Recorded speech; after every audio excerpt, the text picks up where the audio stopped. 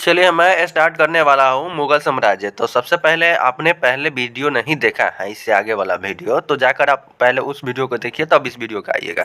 चलिए मैं स्टार्ट करता हूँ मुगल साम्राज्य। मुगल वंश का संस्थापक बाबर था। बाबर एवं उत्तरावर्ती मुगल शासक तुर्क एवं सुन्नी मुसलमान थे। बाबर ने मुगल वंश की स्थापना के साथ ही पादशाही की स्थापना की, जिसके तहत शासक को बादशाह कहा जाता था। बाबर जो है 1526 से 1530 का शासन था, जिसमें बाबर का जन्म फरवरी 1483 ईस्वी में हुआ था। इसके पिता उमर शेख मिर्जा फरगाना नामक छोटे राज्य के शासक थे। बाबर फरगाना की गद्दी पर 8 जून 1494 ईस्वी में बैठा। बाबर ने 1507 ईस्वी में बादशाह की उपाधि धारण की, जिसे अब तक किसी तैमूर शासक ने धारण नहीं की थी। बाबर के 4 पुत्र थे, हुमायूं, कामरान, अस्करी तथा हिंदलाल। बाबर ने भारत पर 5 बार आक्रमण किया। बाबर का भारत के विरुद्ध किया गया प्रथम अभियान 1519 ईस्वी में यूसुफजाई जाति के विरुद्ध था। इस अभियान में बाबर ने बाजौर और भैरा को अपने अधिकार में कर लिया। पानीपत के प्रथम युद्ध में बाबर ने पहली बार तुगलमा युद्ध नीति का एवं तोपखाने का प्रयोग किया था। उस्ताद अली एवं मुस्तफा बाबर के 2 प्रसिद्ध निशानेबाजी थे, जिसने पानीपत के प्रथम युद्ध में भाग लिया था। चलिए आगे हम देखते हैं। देखिए सबसे पहले यहाँ पे है बाबर द्वारा लड़ा गया प्रमुख युद्ध है। पानीपत का प्रथम युद्ध जो है ना 21 अप्रैल 1526 में इब्राहिम लोदी और बाबर के बीच लड़ा गया, जिसमें बाबर विजय हुआ। खानवा का युद्ध 17 मार्च 1527 में राणा संगा एवं बाबर के बीच हुआ, जिसमें बाबर विजय हुआ। चंदेली का युद्ध 29 जून 1528 में मेदिनी राय एवं बाबर के बीच हुआ, जिसमें बाबर विजयी हुआ। सब में बाबर विजय हुआ। घाघरा का युद्ध 5 मई 1529 में अफगानों एवं बाबर के बीच हुआ, जिसमें बाबर विजय हुआ। तो चलिए हम आगे देखते हैं। इब्राहिम लोदी मध्यकाल का प्रथम शासक था जो युद्ध स्थल में मारा गया। इसके साथ इसका पुत्र ग्वालियर के राजा विक्रमजीत भी युद्ध स्थल में मारा गया। नोट में हम देखते हैं, नोट में इम्पोर्टेंट होता है, हुमायूं ने कोहिनूर हीरा ग्वालियर के देवनगत राजा विक्रमजीत के परिवार से प्राप्त किया था। बाबर को अपनी उदारता के लिए कलंदर की उपाधि दी गई। इसके बाद आगे हम देखते हैं, बाबर ने मुसलमानों को तगमा नामक कर के मुक्त कर दिया था। खानवा युद्ध में बाबर ने राणा संगा के खिलाफ जिहाद का नारा दिया और युद्ध में विजय के बाद गाजी की उपाधि धारण की। 30 जनवरी 1528 ईस्वी को जहर दे देने के कारण राणा संगा की मृत्यु हो गई।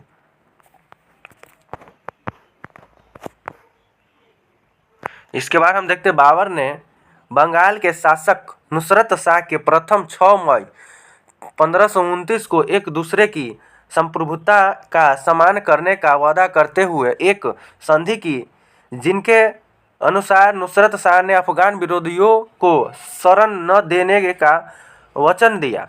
करीब 48 वर्ष की आयु में 26 दिसंबर 1530 ईस्वी को आगरा में बाबर की मृत्यु हो गई। प्रारंभ में बाबर के शव को आगरा के आरामबाग में दफनाया गया। बाद में काबुल में उसके द्वारा चुने गए स्थान पर दफनाया गया। बाबर की मातृभाषा तुर्की थी, लेकिन वह अरबी और फारसी का भी अच्छा ज्ञाता था। बाबर ने अपनी आत्मकथा बाबरनामा तुर्की में की रचना की, जिसका अनुवाद बाद में फारसी भाषा में अब्दुल रहीम खान खाना ने किया। अपनी आत्मकथा में बाबर ने औपचारिक बागों की योजनाओं और उनके बनाने में अपनी रुचि का वर्णन किया। अक्सर ये बाग दीवार से घिरे होते थे तथा कृत्रिम नहरों द्वारा 4 भागों में विभाजित आयताकार अहाते में स्थित थे। 4 समान हिस्सों में बंटे होने के कारण ये 4 बाग कहलाते थे। नोट में हम देखते हैं, 4 बाग बनाने की परंपरा की शुरुआत अकबर के समय से हुई।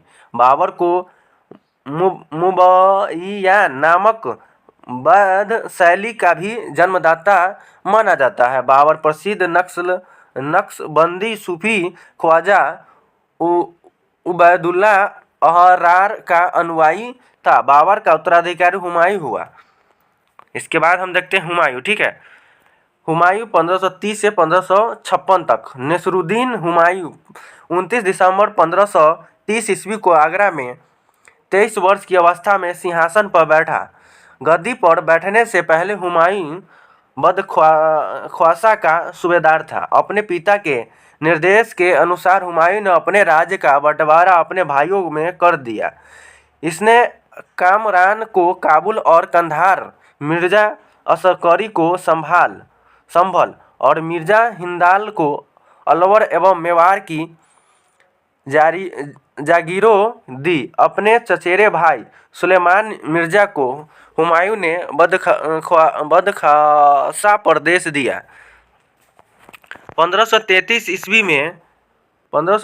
ईस्वी में हुमायूं ने दिन पनाह नामक नए नगर की स्थापना की थी। चौसा का युद्ध 26 जून 1539 ईस्वी में शेर खां एवं हुमायूं के बीच हुआ। इस युद्ध में शेर खां विजय हुआ।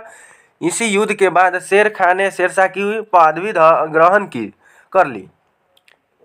बिलग्राम या कनौज युद्ध। बिलग्राम और कनौज दोनों एक ही को कहते हैं। युद्ध 17 मई 1540 ईस्वी में शेर खां एवं हुमायूं के बीच हुआ। इस युद्ध में भी हुमायूं पराजित हुआ। शेर खां ने आसानी से आगरा एवं दिल्ली पर कब्जा कर लिया। इसके हम देखते हैं बिलग्राम युद्ध के बाद हुमायूं सिंध चला गया, जहां उसने 15 वर्ष तक घुमक्करों जैसा निवासित जीवन व्यतीत किया। निर्वासन के समय हुमायूं ने हिंदाल के आध्यात्मिक गुरु फारसवासी सिया मीर बाबा दोस्त उर्फ मीर अली अकबर जामी की पुत्री हमीदा बानो बेगम से 29 अगस्त 1541 ईस्वी को निकाह कर लिया। कलंदर में हमीदा से ही अकबर जैसे महान सम्राट का जन्म हुआ। 1555 ईस्वी में हुमायूं ने पंजाब के सूरी शासक सिकंदर को पराजित कर पुनः दिल्ली की गद्दी पर बैठा। इसके बाद हम देखते हैं हुमायूं द्वारा लड़े गए 4 प्रमुख युद्ध का क्रम है। देवरा का युद्ध जो है ना 1531 ईस्वी में, चौसा 1539 में, बिलग्राम 1540 में एवं सरहिंद का युद्ध 1555 ईस्वी में। 1 जनवरी 1556 ईस्वी को दीन पनाह भवन में स्थित पुस्तकालय शेर मंडल की सीढ़ियों से गिरने के कारण हुमायूं की मृत्यु हो गई। हुमायूं के बारे में इतिहासकार लेनपुल ने कहा है कि हुमायूं गिरते पड़ते हुए इस जीवन से मुक्त हो गया, ठीक उसी तरह जिस तरह तमाम जिंदगी वह गिरते पड़ते चलता रहा था। हुमायूंनामा की रचना गुलबदन बेगम ने की थी। हुमायूं ज्योतिष में विश्वास करता था, इसीलिए इसने सप्ताह के 7 दिन 7 रंग के कपड़े पहनने के नियम बनाए। इसके बाद हम आगे देखते हैं शेरशाह के बारे में। तो शेरशाह 1540 से 1545 ईस्वी में सूर साम्राज्य का संस्थापक अफगान वंशीय शेरशाह सूरी था।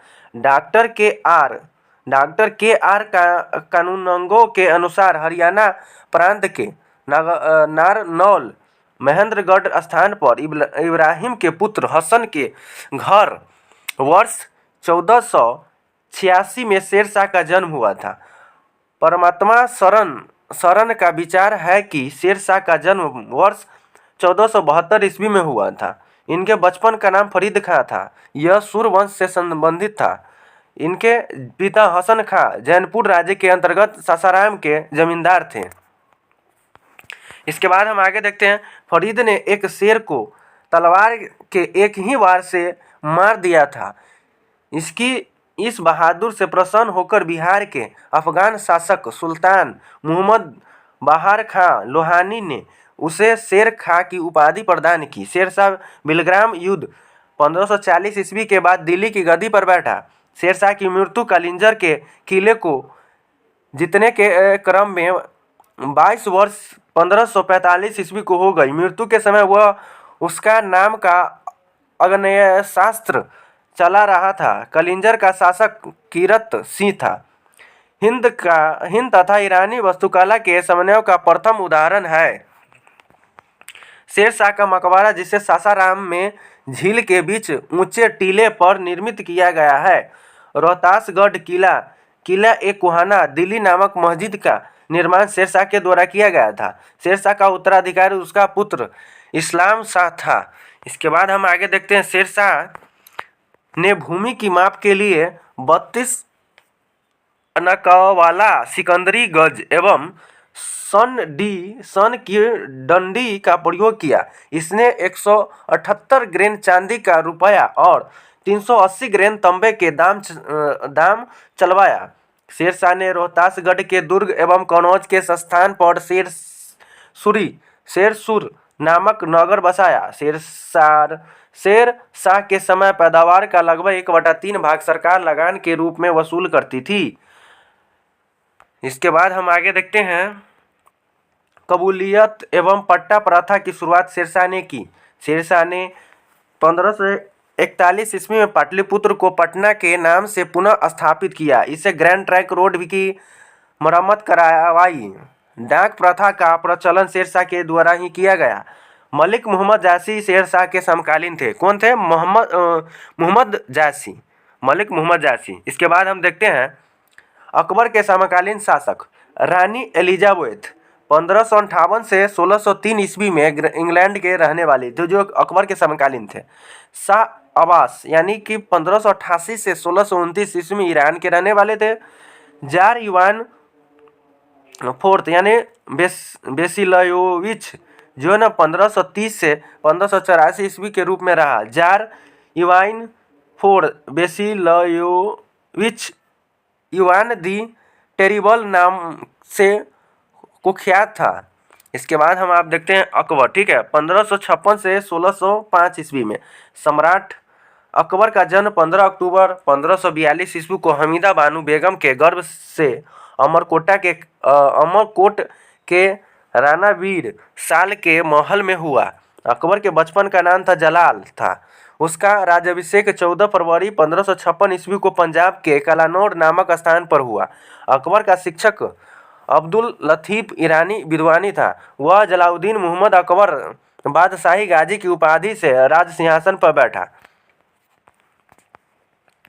इसके बाद देखते हैं बैरम खां सिया मतवालंबी 1556 से 1560 ईस्वी तक अकबर का संरक्षक रहा। वह बाद खासा का निवासी था। उसे प्यार से खानी बाबा कहा जाता था। पानीपत की दूसरी लड़ाई 5 नवंबर 1556 ईस्वी को अकबर और हेमू के बीच हुई थी। इस युद्ध में अकबर की विजय हुई थी। 31 जनवरी 1561 को मक्का की तीर्थ यात्रा के दौरान पाटन नामक स्थान पर मुबारक खान नामक युवक ने बैगम खां की हत्या कर दी। मई 1562 में अकबर ने हरम दल से अपने को पुनः मुक्त कर लिया है। हल्दी घाटी का युद्ध 18 जून 1556 ईस्वी को मेवाड़ के शासक महाराणा प्रताप एवं अकबर के बीच हुआ। इस युद्ध में अकबर विजय हुआ। इस युद्ध में मुगल सेना का नेतृत्व मानसी एवं आसफ खान ने किया था। अकबर का सेनापति मानसी था। इसके बाद हम देखते हैं, हल्दी घाटी युद्ध के समय कुंभलगढ़ राणा प्रताप का राजधानी थी। राणा की ओर से इस युद्ध में हाकिम खां सूर के नेतृत्व में एक अफगान फौजी टुकड़ी एवं भीलों की एक छोटी सी सेना ने भाग लिया था। महाराणा प्रताप की मृत्यु 19 जनवरी 1597 ईस्वी में एक सख्त धनुष की प्रत्याचा चढ़ाते समय अनदरूनी चोट लग जाने के कारण हो गई। हल्दी घाटी के युद्ध के बाद राणा प्रताप ने ननगरुपुर के निकट चावर में नई राजधानी बनाई। इसके बाद हम आगे देखते हैं, नोट महाराणा प्रताप के घोड़े का नाम था चेतक एवं हाथी का नाम था राम प्रसाद था। दीन इलाही धर्म का प्रधान पुरोहित अकबर था। दीन इलाही धर्म स्वीकार करने वाला प्रथम एवं अंतिम हिंदू शासक राजा बीरबल था। महेश दास नामक ब्राह्मण को राजा बीरबल की पदवी दी गई थी, जो हमेशा अकबर के साथ रहता था। अकबर ने जैन धर्म के जैनाचार्य हरिविजय सूरी की जगत गुरु की उपाधि धारण की थी। इसके बाद हम देखते हैं, अकबर के अकबर ने शाही दरबार में एक अनुष्ठान के रूप में सूर्योपासना शुरू करवाई। राजस्व प्राप्ति की जब्ती प्रणाली अकबर के शासनकाल में प्रचलित थी। अकबर के दीवान राजा टोडरमल खत्री जाति ने 1580 ईस्वी में 10 साला बंदोबस्त व्यवस्था लागू की। इसके बाद आगे देखते हैं अकबर द्वारा जीते गए प्रदेश। मालवा जो है ना प्रदेश शासक वर्ष मुगल सेनापति, ठीक है। मालवा बाज बहादुर शाह क्या 1561 में आदम खां पीर मोहम्मद से जीता। इसके बाद चुनार अफगानों का शासन था जो 1562 में अब्दुल्ला खां के नेतृत्व में। गोंडवाना वीर नारायण एवं दुर्गावती 1564 में आसफ खां के था। अमीर भारमल 1562 में स्वेच्छा से अधीनता स्वीकारी। इसके बाद है मेवाड़ उदय सिंह एवं राणा प्रताप। मेरता जयमल 62 में शरफुद्दीन, ठीक है। मेवाड़ उदय सिंह एवं राणा प्रताप 1568 में स्वयं अकबर और 1576 में राणा प्रताप मानसी एवं असाफ खां। रणथंभौर सूरजनहारा 1569 में भगवान दास एवं अकबर ने। कालिंजर रामचंद्र 1569 मजून खां काकशाह ने। मवार एवं चंद्रसेन 1570 में स्वेच्छा से अधीनता स्वीकारी। जैसलमेर रावल हरियाणा, ठीक है। इसके बाद 1570 में स्वेच्छा से अधीन स्वीकारी। बीकानेर कल्याणमल 1570 से स्वेच्छा की अधीनता स्वीकारी। इसके बाद है गुजरात मुजफ्फर खां तृतीय जो है ना 1571 से इसका सम्राट अकबर था। बिहार व दाऊद खां बंगाल यानी कि बंगाल 1574 से 76 इसका संरक्षक मुनीम खां खाना था। काबुल हकीम मिर्जा जो 1581 से मानसी एवं अकबर था। कश्मीर यूसुफ याकूब खां 1586 से भगवान दास और कासिम खां। उड़ीसा निसार खां 1592 मानसी। सिंध जागी बेन 1539 से अब्दुल रहीम खान खाना। 18 में बलूचिस्तान पानी अफगान यानी कि 1595 मीर मासूम। कलंधार मुजफ्फर हुसैन 1595 से शेरबाग, ठीक है। इसके बाद आगे हम देखते हैं। इसके बाद है दक्षिण भारत, ठीक है। प्रदेश शासक वर्ष मुगल सेनापति, ठीक है। खानदेश अली खां 1591 स्वेच्छा के अधीनता स्वीकारी। दौलताबाद जो है चांद बीबी 1599 में मुराद मोहम्मद रहीम खान खाना अबुल फजल अकबर, ठीक है। अहमदनगर बहादुर शाह चांद बीबी 1600 में, ठीक है। इसके बाद है आसीरगढ़ मरीन बहादुर, ठीक है। 1601 में अकबर, यह अकबर का अंतिम अभियान था 1601 में। अकबर के दरबार का प्रसिद्ध संगीतकार तानसेन था। गुजरात विजय के दौरान अकबर सर्वप्रथम पुर्तगालियों से मिला और यही उसने सर्वप्रथम समुद्र को देखा। नोट देखते हैं। गुजरात अभियान को इतिहासकार स्मिथ ने संसार के इतिहास का सर्वाधिक दूरगामी आक्रमण कहा है। अकबर के कुछ महत्वपूर्ण कार्य जो हम देखते हैं।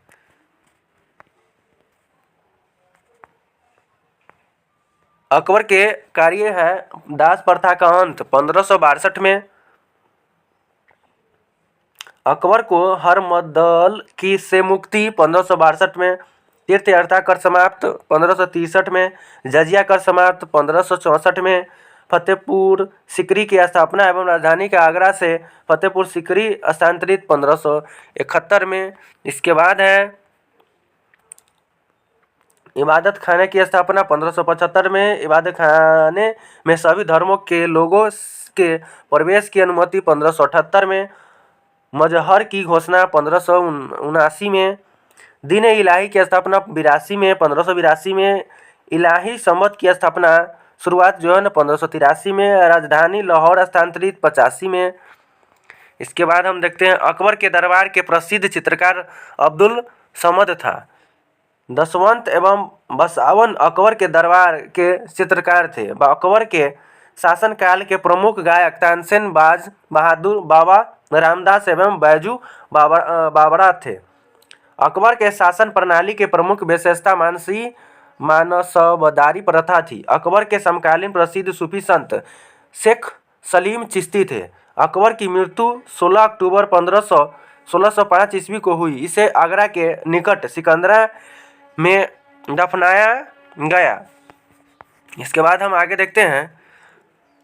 स्थापत्य कला के क्षेत्र में अकबर की महत्वपूर्ण कृतियां हैं। दिल्ली में हुमायूं का मकबरा, आगरा का लाल किला, फतेहपुर सीकरी में शाही महल, दीवाने खास, पंचमहल, बुलंद दरवाजा, जोधाबाई का महल, इबादत खाना, इलाहाबाद का किला और लाहौर का किला। अकबर के दरबार को सुशोभित करने वाले 9 रत्न थे। 9 रत्न थे, कौन कौन थे आइए हम देखते हैं। फर्स्ट में था प्रथम अबुल फजल, दूसरा 1551 से 1602 में था। फैजी था 1547 से 1595। तानसेन थे, बीरबल थे 1528 से 1583। टोडरमल थे।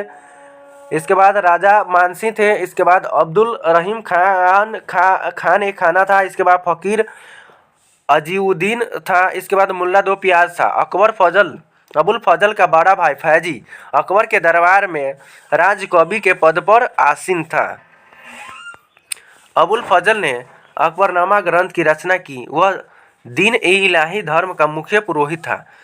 संगीत सम्राट तानसेन का जन्म 1506 ईस्वी में ग्वालियर में एक ब्राह्मण परिवार में हुआ था। इनका असली नाम रामतनु पांडे था। इनकी प्रमुख कृतियाँ थी मियों की डोटी, मियाँ का मल्हार, मियाँ का सनारंग, दरबारी कन्हारा आदि। इसके बाद है कंठाभरण वाणी विलास की उपाधि अकबर ने तानसेन को दी थी। तानसेन अकबर के दरबार में आने से पूर्व रीवा के राजा रामचंद्र के राजाश्रय में थे। अकबर के काल में स्वामी हरिदास की भी एक महान संगीतज्ञ थे। ये वृंदावन में रहकर भगवान की उपासना करते थे एवं एक मत के अनुसार हरिदास तानसेन के गुरु थे, जबकि कुछ विद्वान हरिदास एवं तानसेन दोनों को मानसी तोमर का शिष्य बतलाते हैं। यह भी प्रचलित है कि हरिदास का गाना सुनने के लिए अकबर को उनकी कुटिया पर जाना पड़ा, क्योंकि उन्होंने अकबर के दरबार में जाने से मना कर दिया था। इनका कहना था कि वे केवल अपने भगवान के लिए ही गाते हैं, दरबार में उसका कोई सरोकार नहीं। अकबर ने भगवान दास आमेर के राजा भरमाल के पुत्र को अमीर उल उमरा की उपाधि दी। इसके बाद यूसुफ जाही के विरोध को दबाने के दौरान बीरबल की हत्या हो गई। 1602 ईस्वी में सलीम शाह जहांगीर के निर्देशक पर दक्षिणी से आगरा की ओर आ रहे अबुल फजल को रास्ते में वीर सिंह बुंदेला नामक सरदार ने हत्या कर दी। मुगल सम्राट अकबर ने अनुवाद विभाग की स्थापना की। नबीक खां, अब्दुल कादिर बदायूनी तथा शेर सुल्तान ने रामायण एवं महाभारत का फारसी अनुवाद किया। वह महाभारत का नाम राजनामा युद्ध की पुस्तक रखा। ठीक है। अब्दुल कादिर बदायूनी तथा शेर सुल्तान ने रामायण, ठीक है, दोनों मिलकर किया। इसके बाद है पंचतंत्र का फारसी भाषा में अनुवाद। अबुल फजल ने अनवर एवं सदात नाम से तथा मौलाना हुसैन फौज ने यार ए दनीस नाम से किया। हाजी इब्राहिम सरहदी ने अर्थवेद का, मुल्ला शाह मोहम्मद ने राजतरंगिणी की, अब्दुल रहीम खाना ने तुजुक ए बाबरी का तथा फौजी ने लीलावती का फारसी में अनुवाद किया। फैजी ने नल दमयंती सूरदास द्वारा चरित्र रचित कथा का फारसी में अनुवाद कर उनका नाम सहेली रखा। भगवान पुराण का अनुवाद फारसी में टोडरमल ने किया। अबुल कादिर बदायूनी ने सिंहासन तबीसी का अनुवाद फारसी में किया। ज्योतिष के प्रसिद्ध ग्रंथ तजक एवं तुजक का फारसी में अनुवाद जहान ए जफर नाम से मोहम्मद खां गुजराती ने किया। अकबर के काल को हिंदी साहित्य का स्वर्णकाल कहा जाता है। अकबर ने बीरबल को कवि प्रिय एवं नरहरि को महापात्रा की उपाधि प्रदान की। बुलंद दरवाजा का निर्माण अकबर ने गुजरात विजय के उपलक्ष्य में करवाया था। 4 बाग बनाने की परंपरा अकबर के समय शुरू हुई। अकबर ने श्री कलम की उपाधि अब्दुस्समद को एवं जरी कलम की उपाधि मोहम्मद हुसैन कश्मीरी को दिया। नोट में मुगलों की राजकीय भाषा फारसी थी। अकबर नगारा नामक वाद्ययंत्र बजाता था। इसके बाद हम देखते हैं जहांगीर। ठीक है, जहांगीर को 1605 से 1627 में अकबर का उपाधिकारी सलीम हुआ, जो 24 अक्टूबर 1605 ईस्वी को नूरुद्दीन मोहम्मद जहांगीर बादशाही गाजी की उपाधि धारण कर गद्दी पर बैठा। जहांगीर का जन्म 30 अगस्त 1569 ईस्वी में हुआ था। अकबर ने अपने पुत्र का नाम सलीम सूफी संत शेख सलीम चिश्ती के नाम पर रखा। इसके बाद हम देते हैं जहांगीर को न्याय की जंजीर के लिए याद किया जाता है। यह जंजीर सोने की बनी थी, जो आगरा के किले के शाहबुर्ज एवं यमुना तट पर स्थित पत्थर के खंभे में लगाई हुई थी। जहांगीर द्वारा शुरू की गई तुझे के जहांगीरी नामक आत्मकथा को पूरा करने का श्रेय मोतबिंद खां को है। जहांगीर के सबसे बड़े पुत्र खुसरो ने 1606 ईस्वी में अपने पिता के विरोध कर दिया। खुसरो और जहांगीर की सेना के बीच युद्ध जालंधर के निकट भरावल नामक मैदान में हुआ।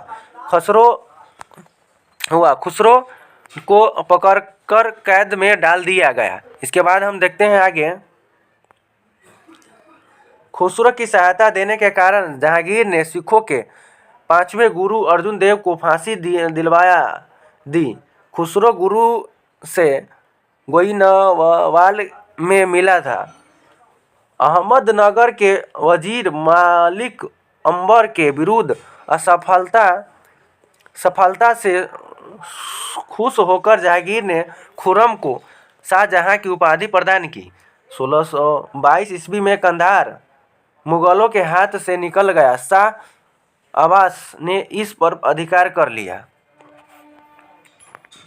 नूरजहां ईरान निवासी मिर्जा गयास बेग की पुत्री नूरजहां का वास्तविक नाम मेहरुन्निसा था। 1594 ईस्वी में नूरजहां का विवाह अली कुली बेग से संपन्न हुआ। जहांगीर ने एक शेर मारने के कारण अली कुली बेग को शेर अफगान की उपाधि प्रदान की। 1607 ईस्वी में शेर अफगान की मृत्यु के बाद मेहरुन्निसा अकबर की विधवा सलीमा बेगम की सेवा में नियुक्त हुई। सर्वप्रथम जहांगीर ने नवरोज त्योहार के अवसर पर मेहरुन्निसा को देखा और उसके सौंदर्य पर मुग्ध होकर जहांगीर ने मई 1611 ईस्वी में उससे विवाह कर लिया। विवाह के पश्चात जहांगीर ने उसे नूर महल एवं नूरजहां की उपाधि प्रदान की। नूरजहां के सम्मान में जहांगीर ने चांदी की सिक्के जारी किए। जहांगीर ने गियास बेग को शाही दीवान बनाया एवं इतमाद उत दौला की उपाधि दी। जहांगीर के शासनकाल में ईरानियों को उच्च पद प्राप्त हुए। इसके बाद हम देखते हैं लाडली बेगम शेर अफगान एवं मेहरुन्निसा की पुत्री थी, जिसकी शादी जहांगीर के पुत्र शहरयार के साथ हुई थी। नूरजहां की मां असमत बेगम ने गुलाम से इत्र निकालने की विधि खोजी थी। महावत खान ने झेलम नदी के तट पर 1626 ईस्वी में जहांगीर नूरजहां एवं उसके भाई आसफ खां को बंदी बना लिया था। जहांगीर के 5 पुत्र थे, खुसरो, परवेज, खुर्रम, शहरयार और जहांदार। ठीक है। 28 अक्टूबर 1627 को भीमवार नामक स्थान पर जहांगीर की मृत्यु हो गई। उसे शहादरा लाहौर में रावी नदी के किनारे दफनाया गया। मुगल चित्रकला अपने चरमोत्कर्ष पर जहांगीर के शासनकाल में पहुंची। इसके बाद हम आगे देखते हैं। जहांगीर के दरबार में प्रमुख चित्रकार थे आगा राजा अबुल हसन, मोहम्मद नासिर, मोहम्मद मुराद, उस्ताद मंसूर, बिशनदास, मनोहर एवं गोवर्धन, फरूक बेग, दौलत। जहांगीर ने आगरा राजा के नेतृत्व में आगरा में एक चित्रणशाला की स्थापना की। इसके बाद हम देखते हैं नोट में, हमजानामा का विषय चित्रकला है। उस्ताद मंसूर एवं अबुल हसन को जहांगीर ने क्रमशः नादिर अल उस एवं नादिरुज्जमा की उपाधि धारण की। इसे संस्कृत के कवि जगन्नाथ को पंडित राज की उपाधि दी। इसके बाद हम आगे देखते हैं। जहांगीर ने अपनी आत्मकथा में लिखा कि कोई भी चित्र, चाहे वह किसी मृतक व्यक्ति या जीवित व्यक्तियों द्वारा बनाया गया हो, मैं देखते ही तुरंत बता सकता हूं कि यह किस चित्रकार की कृति है। यदि किसी चेहरे पर आंख किसी एक चित्रकार ने वह किसी और ने बनाई हो तो भी यह जान लेता हूं कि आंख किसने और भौं किसने बनाई है। जहांगीर के समय को चित्रकला का स्वर्ण काल कहा जाता है। इत्माद उद दौला का मकबरा 1626 ईस्वी में नूरजहां बेगम ने बनवाया।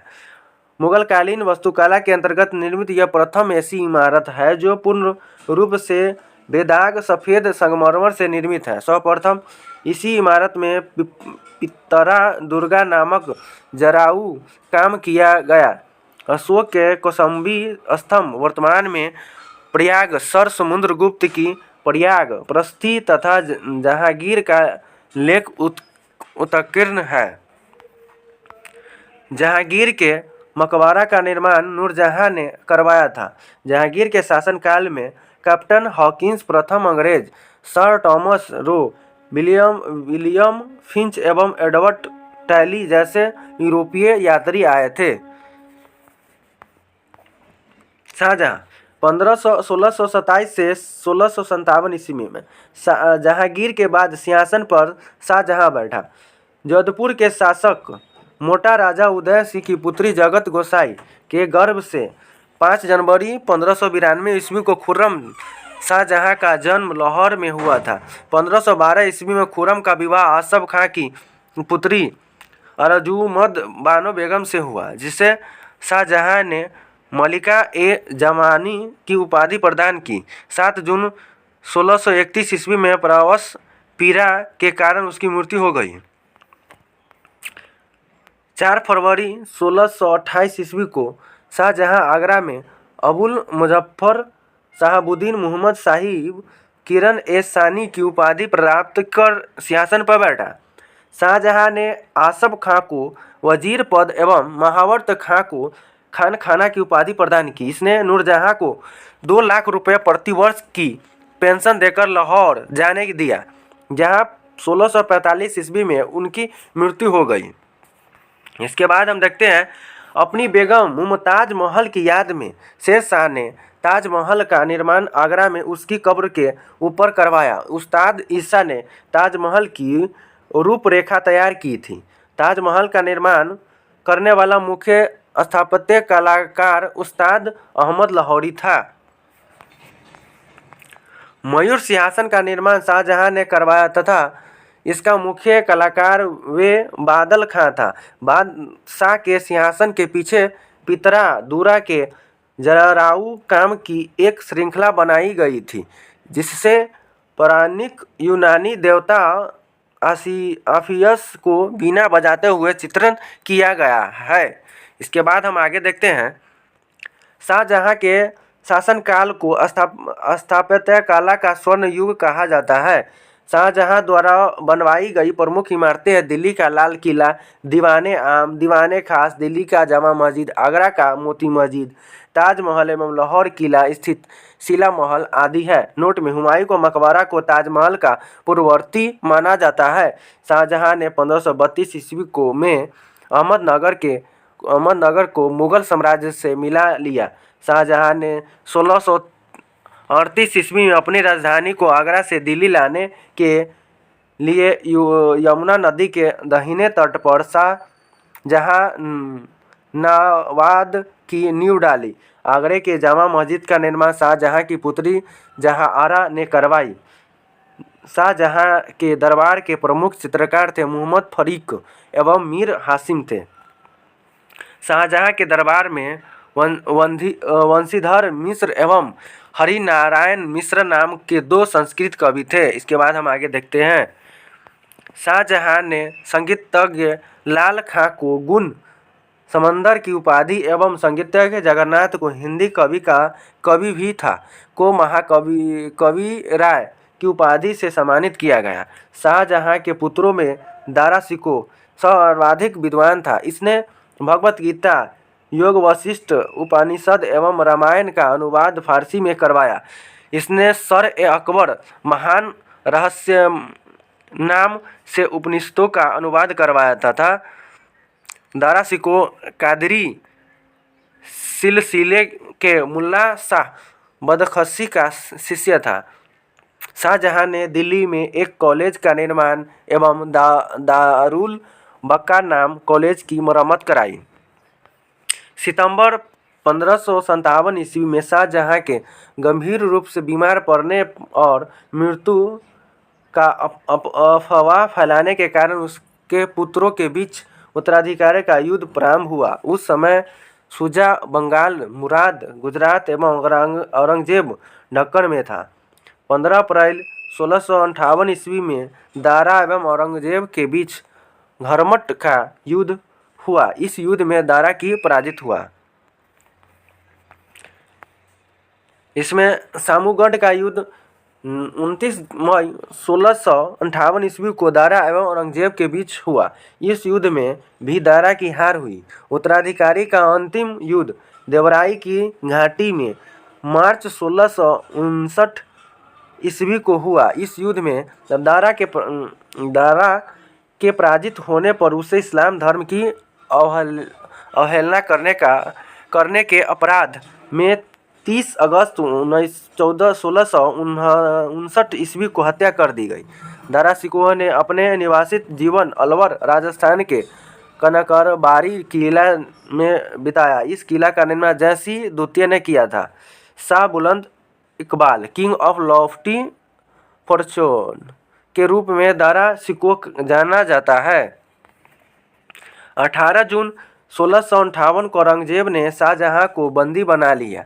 आगरा के किले में अपने कैदी जीवन के 8वें वर्ष अर्थात 22 जनवरी 1666 को 64 वर्ष की अवस्था में शाहजहां की मृत्यु हो गई। इसके बाद हम देखते हैं औरंगजेब 1658 से 1707 ईस्वी में औरंगजेब का जन्म 24 अक्टूबर 1618 ईस्वी को दोहाद गुजरात नामक स्थान पर हुआ। औरंगजेब के बचपन का अधिकांश समय नूरजहां के पास बीता। 18 मई 1637 को फारस के राजघरानों की दिलरास बानो बेगम के साथ औरंगजेब का निकाह हुआ। आगरा पर कब्जा कर जल्दबाजी में औरंगजेब ने अपना राज्याभिषेक किया। इसके बाद है अबुल मुजफ्फर मुहाउद्दीन मुजफ्फर औरंगजेब बहादुर आलमगीर। ठीक है, इसके बाद हम देखते हैं आलमगीर की उपाधि से 31 जुलाई 1658 ईस्वी को करवाया। देवराय की युद्ध में सफल होने के बाद 15 मई 1669 को औरंगजेब ने दिल्ली में प्रवेश किया और शाहजहां के शासनकाल शानदार महल में 5 जून 1659 ईस्वी को दूसरी बार राज्याभिषेक करवाया। औरंगजेब के गुरु थे मीर मुहम्मद हकीम। इसके बाद है औरंगजेब सुन्नी धर्म को मानता था, उसे जिद्दा पीर कहा जाता था। जय सिंह एवं शिवाजी के बीच पुरंदर की संधि 22 जून 1665 ईस्वी को संपन्न हुआ। मई 1666 ईस्वी को आगरा के किले के दीवान आम में औरंगजेब के समक्ष शिवाजी उपस्थित हुए, जहां शिवाजी को कैद कर जयपुर भवन में रखा गया। इस्लाम नहीं स्वीकार करने के कारण सिखों के 9वें गुरु तेग बहादुर की हत्या औरंगजेब ने 1675 ईस्वी में दिल्ली में करवा दी गई थी। इसके बाद है औरंगजेब ने 1679 ईस्वी में जजिया कर को पुनः लागू किया। औरंगजेब ने बीबी का मकबरा का निर्माण 1669 ईस्वी में औरंगाबाद महाराष्ट्र में करवाया। 1685 में बाजीपुर एवं 1678 ईस्वी में गोलकुंडा को औरंगजेब ने मुगल साम्राज्य में मिला लिया। मदना एवं कना नामक ब्राह्मणों का संबंध गोलकुंडा के शासक अबुल हसन से था। औरंगजेब के समय हुए जाट विद्रोह का नेतृत्व गोकुला एवं राजा राम ने किया था। 1670 ईस्वी में तिलपत की लड़ाई में जाट परास्त हुए। गोकुल को मौत के घाट उतार दिया गया। इसके बावजूद जाटों ने 1685 ईस्वी में राजा राम के नेतृत्व में पुनः विरोध किया। उन जाटों ने सिकंदरा में स्थित अकबर के मकबरे को भी लूटा। भरतपुर राजवंश की नींव औरंगजेब के शासनकाल में जाट नेता एवं राजा राम के भतीजा चूड़ामन ने डाली। औरंगजेब के समय में हिंदू मनसबदारों की संख्या लगभग 337 थी, जो अन्य मुगल सम्राटों की तुलना में अधिक थी। औरंगजेब सर्वाधिक हिंदू अधिकारियों की नियुक्त करने वाला मुगल सम्राट था। औरंगजेब का पुत्र अकबर ने दुर्गादास के बहकावे में आकर अपने पिता के खिलाफ विरोध किया। इसके बाद औरंगजेब ने कुरान को अपने शासन का आधार बनाया। इसने सिक्के पर कलमा खुदवाना, नवरोज का त्यौहार मनाना, भांग की खेती करना, गाना बजाना, झरोखा दर्शन, तुलादान प्रथा। इस प्रथा में सम्राट को उनके जन्मदिन पर सोने चांदी तथा अन्य वस्तुओं से तौलने की प्रथा थी। यह अकबर के जमाने में प्रारंभ हुई थी, आदि पर प्रतिबंध लगा दिया। इसके बाद है औरंगजेब ने दरबार में संगीत पर पाबंदी लगा दी तथा सरकारी संगीतों को अवकाश दे दिया गया। भारतीय शास्त्रीय संगीत पर फारसी में सबसे अधिक पुस्तक औरंगजेब के ही शासनकाल में लिखी गई। औरंगजेब स्वयं बीना बजाने में दक्ष थे। औरंगजेब ने 1665 में हिंदू मंदिरों को तोड़ने का आदेश दिया। इसके शासनकाल में तोड़े गए मंदिरों में सोमनाथ का मंदिर, बनारस का विश्वनाथ मंदिर एवं वीर सिंह देव द्वारा जहांगीर कला में मथुरा में निर्मित केशव राय मंदिर थे। औरंगजेब की मृत्यु 20 फरवरी 1707 ईस्वी को हुई। इसे खुलादाबाद, जो अब रोजा कहलाता है, में दफनाया गया। औरंगजेब के समय सूबों की संख्या 20 थी। औरंगजेब दारुल हब काफिरों का देश को दारुल इस्लाम का देश में परिवर्तित करने को अपना महत्वपूर्ण लक्ष्य मानता था। नोट में हम देखते हैं औरंगजेब के शासनकाल में मुगल सेना में सर्वाधिक हिंदू सेनापति थे। फ्रांसीसी यात्री फ्रांकोइस बर्नियर औरंगजेब के चिकित्सक थे। तो चलिए वीडियो को हम यहीं पे समाप्त करते हैं। अगला हम दूसरे पार्टी में देखेंगे। तब तक के लिए जय हिंद, जय भारत।